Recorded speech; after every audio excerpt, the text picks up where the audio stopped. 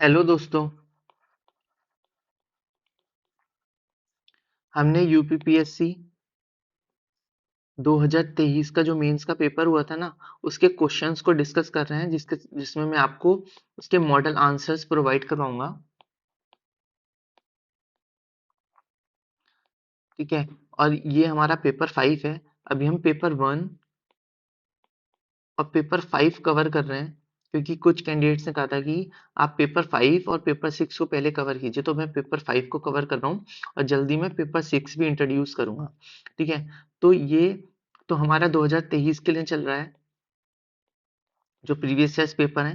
ठीक है। अब 2022 के जो प्रीवियस पेपर है ना, मैं इसकी लाइव आंसर राइटिंग करा रहा हूँ। ठीक है। तो आप मेरे साथ भी उसको लिख सकते हैं और अगर आप अपने नोट्स प्रिपेयर कर सकते हैं और एक अपनी जो जर्नी है प्रिपरेशन की, उसको एक डायरेक्शन दे सकते हैं। ओके। तो ये हमारा 8 मार्क्स का क्वेश्चन है और इसमें 125 वर्ड्स आपको लिखने हैं। ठीक है। तो आप अपना आंसर, मैं आपको सजेस्ट करूंगा कि आप एक टेक्स्ट बुक लीजिए। ठीक है। वहां पे ये पूरा क्वेश्चन लिखिए और उसके बाद उसका मॉडल आंसर लिखिए, आप अपने अकॉर्डिंग के क्या लिख सकते हैं। और वहां पर ही मैं आपको बता देता हूँ, ये मैं ऑलरेडी बता चुका हूँ, बट मैं हर एक वीडियो में एक बार और बताता हूँ, जिससे कि आपके एक दिमाग में सेट हो जाए ये पैटर्न। आप इस टाइप से बुकलेट लेके उसको ऐसे कर लीजिए। ठीक है। यहाँ पे आप क्वेश्चन लिखकर, ठीक है, उसका आंसर लिखिए। ठीक है। जब ये आंसर कंप्लीट हो जाए तो आप इसको एनालिसिस कीजिए। उसमें के बाद आप यहाँ पे कीवर्ड्स लिखिए। ठीक है। क्या क्या कीवर्ड्स हो सकते हैं उसके, और आप उसके बाद यहाँ पे एक लाइन और कीजिए या स्टिकी नोट्स लगाइए और कीवर्ड्स लीजिए जो आपने कहीं और से मॉडल आंसर देख रहे हैं या आप मेरे चैनल को फॉलो कर रहे हैं मॉडल आंसर्स देखने के लिए, तो आप उसको लिखिए। तो आपके पास कीवर्ड की एक लिस्ट हो जाएगी हर एक सब्जेक्ट की, हर एक टॉपिक की। तो ये आपको बहुत हेल्प करेगी डायरेक्ट आंसर लिखने के लिए विद इन 3 आवर्स। ठीक है। तो कभी हमारी मसल जो पावर होती है ना, muscle power and muscle memory, ये बहुत हेल्पफुल होती है हमारे आंसर्स लिखने के लिए। ठीक है। तो ये स्ट्रांग होनी बहुत जरूरी है। स्ट्रांग तभी होगी जब आप ज़्यादा से ज़्यादा प्रैक्टिस करेंगे। मैं ये नहीं कह रहा आप ज़्यादा आंसर लिखिए, 2 से 3 आंसर अगर आप लिखते हैं डेली तो आपको बहुत हेल्प मिलेगी। अभी आप जो क्वेश्चन 15 से 20 मिनट में लिख रहे हैं, ठीक है, आप इतनी प्रैक्टिस करेंगे कि आप ये 7 से 8 मिनट में ऑलरेडी लिखने लगेंगे। और इतनी प्रैक्टिस के बाद आपका हाथ अपने आप ही मूव करने लगेगा। ठीक है। तो आप ये यहाँ फॉलो कीजिए। अभी ये पेपर 5 डिस्कस कर रहा हूँ, तो इसमें एक क्वेश्चन है, क्वेश्चन नंबर 7, क्योंकि हमारे डे 7 है। यहाँ पे identify the sites related to Harappan civilisation in Uttar Pradesh, मतलब उत्तर प्रदेश में जो हड़प्पन सिविलाइजेशन है उससे रिलेटेड कौन कौन सी साइट्स हैं उसको आपको एक्सप्लेन करना है। Okay.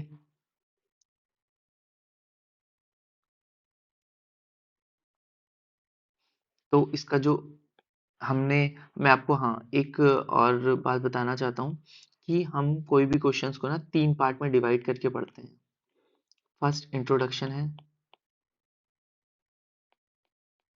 Second is body and third is conclusion. ठीक है।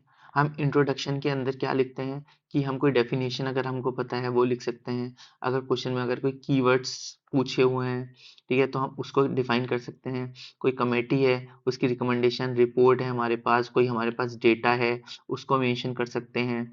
ओके। या कोई ऑर्गेनाइजेशन है, इंटरनेशनल ऑर्गेनाइजेशन है, अगर उसने किसी चीज़ पे कहा है वो क्या है, तो हम उसके बारे में लिख सकते हैं। बॉडी लिखने का सबसे अच्छा तरीका होता है कि जो हमारे क्वेश्चन है, ठीक है, उसमें जो भी कीवर्ड्स हैं आप उसको एज अ हेडिंग यूज कर सकते हैं, तो आपके क्वेश्चन को डायरेक्शन मिल जाएगा कि क्या लिखना है। और कंक्लूजन, कंक्लूजन में आप वे फॉरवर्ड लिख सकते हैं। ठीक है। एक रिकमेंडेशन लिख सकते हैं किसी कंपनी, किसी कमीशन की। अगर कोई कमेटी बनी है, उसने कोई रिपोर्ट पब्लिश की है, तो वो आप लिख सकते हैं। या अगर आपका कोई केस से रिलेटेड है, कोई चीज़ या लॉ से रिलेटेड है, तो उसमें किसी सुप्रीम कोर्ट का डिस्कशन भी आप डिस्कस कर सकते हैं। तो इस टाइप से आप अपने आंसर को एक डायरेक्शन दे सकते हैं और एक अच्छा एंड कर सकते हैं, ठीक है, एक गुड नोट पे आप एंड कर सकते हैं। आपको स्कीम के बारे में लिख सकते हैं, ठीक है। तो इस इन चीज़ों से आपका एक आंसर एक इफेक्टिव आंसर लगेगा, ठीक है। तो हम अपना आंसर स्टार्ट करते हैं। तो हमारा फर्स्ट पार्ट होगा इंट्रोडक्शन, ठीक है। इंट्रोडक्शन में हम लिखेंगे दी हड़प्पन सिविलाइजेशन। अब पहले हम थोड़ा सा इंट्रोडक्शन दे देते हैं कि हड़प्पन सिविलाइजेशन क्या है। The Harappan civilisation is a beacon of ancient urban planning, ठीक है। तो ये बहुत अच्छा स्टेटमेंट है और ये कीवर्ड भी है, तो आप ये इसको लिख भी सकते हैं। And socio economic complexity extended beyond its heartland in the Indus Valley to regions including Uttar Pradesh in India. This expansion illustrates the widespread influence of Harappan culture and its integration with local societies. ठीक है, तो एक हमारे general introduction हो गया, ठीक है। और आप कुछ अपने अकॉर्डिंग भी लिख सकते हैं जो आपको अच्छा लगे, ठीक है। मैं आपको बता देता हूँ यहाँ पे थोड़ा, आप अगर आप पॉसिबल हो तो आप मेंशन भी कर सकते हैं अगर आपको कुछ आइडिया है कि time period Indus Valley civilisation, ठीक है, फ्लरिश्ड अराउंड 3300 1300 बीसीई, ठीक है। इस टाइप से आप कोई भी फैक्ट्स वगैरह भी लिख सकते हैं, ठीक है। ये जिसमें आपको एक बता रहा था कि आप ये लिख सकते हैं।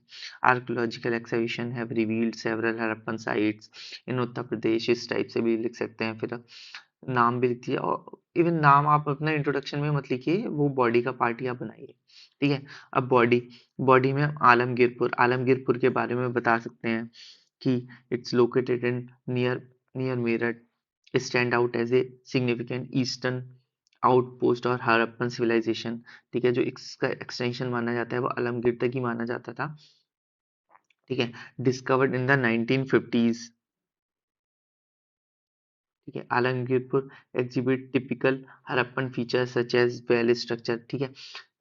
जो हड़प्पन फीचर्स थे क्या क्या थे, उसमें से जो टिपिकल है वो यहाँ मिलते हैं। Well structured habitation, pottery style है indicating a phase of mature Harappan period यहाँ पे देखने को मिलता है।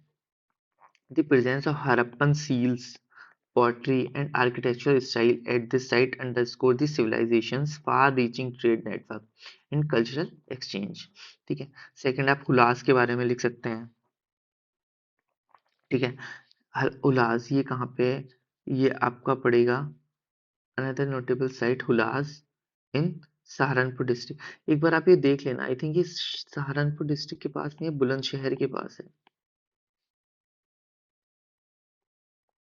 एक बार आप चेक कर लीजिएगा, ठीक है, या होगा तो मैं कमेंट में मेंशन कर दूंगा।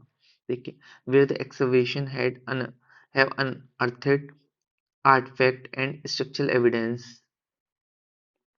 the Harappan lifestyle further attesting the civilization eastern expansion। तो आप ये लिख सकते हैं।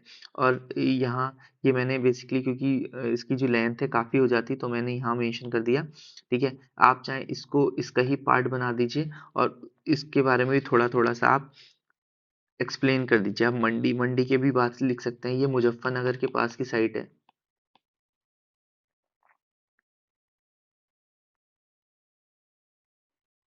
ठीक है।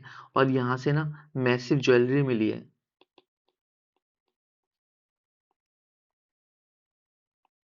ठीक है, ऑर्नामेंट्स मिले हैं। तो आप इन चीज़ों को मेंशन कर सकते हैं, ठीक है। एक एक दो दो लाइन आप लिख दीजिए। अब सनौली, ठीक है, आप इसके भी लिख सकते हैं, बागपत में है,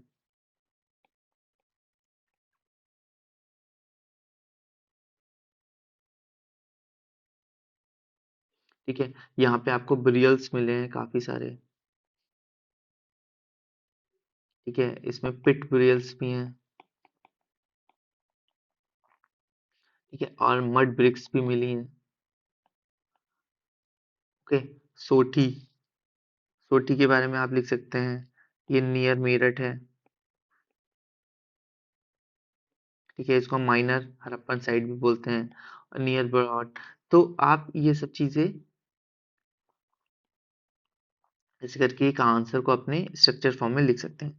ये आप कंक्लूजन में हम लिखते हैं, the discovery of Harappan sites in Uttar Pradesh like Alamgirpur, Hulas और Sanauli Soti highlights the extensive reach and influence of this ancient civilization across India subcontinent. These findings not only enrich our understanding of Harappan civilization geographical spread, but also its interaction with contemporary culture, showcasing the interconnectedness of ancient society.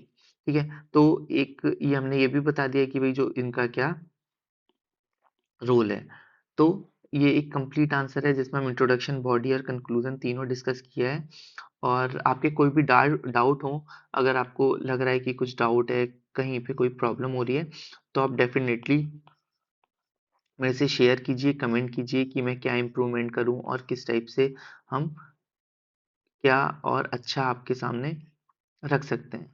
Okay, तो आप like कीजिए, subscribe कीजिए और आप मेरे को थोड़े suggest कीजिए कि मैं किस पे वीडियोस लाऊं। अभी हम पेपर 6 लेकर आएंगे फिर, और धीरे धीरे इसकी रीच इंक्रीज करेंगे, जो आपकी एग्जाम में डायरेक्ट हेल्प करेगा। मेरा मेन फोकस है मेंस, क्योंकि मेंस में बहुत ज़्यादा इशू होते हैं और एक अच्छा गाइडेंस नहीं मिल पाता। तो मैं ये सोच रहा हूँ कि मेंस पे ज़्यादा फोकस किया जाए और आपको हर एक टॉपिक के मॉडल आंसर्स प्रोवाइड किया जाए और आपको बताया जाए अगर आप अपने नोट्स प्रिपेयर कर रहे हैं तो कैसे प्रिपेयर करने हैं, अगर नहीं भी कर रहे हैं तो आपको कैसे पढ़ना है।